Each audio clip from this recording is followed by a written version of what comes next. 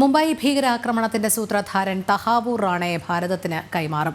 നരേന്ദ്രമോദി സർക്കാരിന്റെ നയതന്ത്ര ശ്രമങ്ങളാണ് ഫലം കാണുന്നത്. പാക് പൗരനായ ഇയാൾ നിലവിൽ അമേരിക്കയിൽ ജയിലിലാണ്. ഗൗതം അനന്തനാരായണൻ ചേരുന്നു. ഗൗതം, വിശദാംശങ്ങൾ.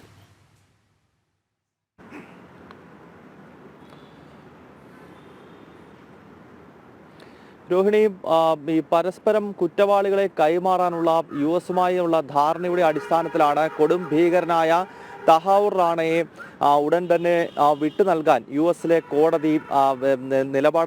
കോടതി വിധിപ്രസ്താവം നടത്തിയിരിക്കുന്നത്. നമുക്കറിയാം, തഹാവൂർ ഹുസൈൻ റാനെ 2008 നവംബർ മാസം മുംബൈയിൽ നടന്ന 3 ദിവസം നടന്ന ഭീകരാക്രമണത്തിന്റെ ഏറ്റവും പ്രധാനപ്പെട്ട സൂത്രധാരനാണ്. ഇയാളൊരു പാകിസ്ഥാൻ കനേഡിയൻ പൗരനാണ്.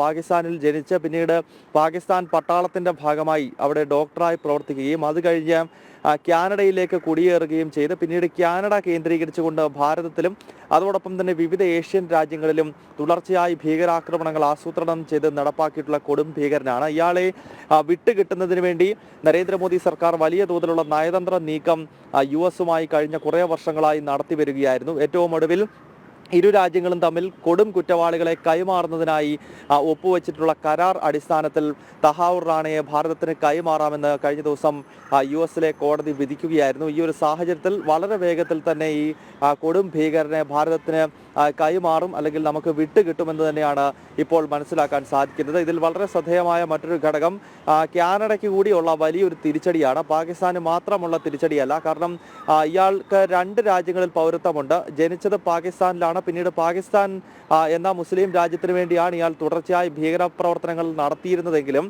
കാനഡയിൽ പൗരത്വം എടുത്ത് അവിടം കേന്ദ്രീകരിച്ചുകൊണ്ടാണ് ഇയാൾ ഈ വിധ്വംസക പ്രവർത്തനങ്ങൾ ആസൂത്രണം ചെയ്തിരുന്നത്. അതിനാൽ ജസ്റ്റിൻ ട്രൂഡോയുടെ സർക്കാർ പല രീതിയിലും യുഎസിൽ നിന്നും ഇയാളെ കാനഡയ്ക്ക് വിട്ടുകിട്ടുന്നതിന് വേണ്ടിയുള്ള വലിയ ശ്രമങ്ങൾ നടത്തിയിരുന്നു. കാരണം കാനഡയിൽ എത്തിച്ചു കഴിഞ്ഞാൽ പിന്നീട് യഥേഷ്ടം മുൻപ് ചെയ്തിരുന്നത് പോലെയുള്ള വിധ്വംസക പ്രവർത്തനങ്ങൾക്ക് ഇയാൾക്ക് ഏർപ്പെടാൻ സാധിക്കും. അതിനാൽ കാനഡ ഇയാളെ തിരിച്ചു കിട്ടാൻ വേണ്ടി വലിയ തോതിലുള്ള ശ്രമം യുഎസുമായി നടത്തുന്നുണ്ടായിരുന്നു. എന്നാൽ അതിനെ കടത്തിവെട്ടിക്കൊണ്ട് ഭാരതം നടത്തിയ നയതന്ത്രപരമായ ചില നീക്കങ്ങളുടെ ഭാഗമായിട്ടാണ് ഈ കൊടും ഭീകരനെ അടുത്ത് തന്നെ വളരെ വൈകാതെ തന്നെ ഭാരതത്തിന് കൈമാറും എന്ന സൂചന യുഎസ് നൽകുന്നത്. രോഹിണി. ശരി ഗൗതം. മുംബൈ ഭീകരാക്രമണത്തിന്റെ സൂത്രധാരൻ തഹാവൂർ റാണയെ ഭാരതത്തിന് കൈമാറും. നരേന്ദ്രമോദി സർക്കാരിന്റെ നയതന്ത്ര ശ്രമങ്ങളാണ് ഫലം കാണുന്നത്. ഗൗതമാണ് വിവരങ്ങൾ നൽകിയത്.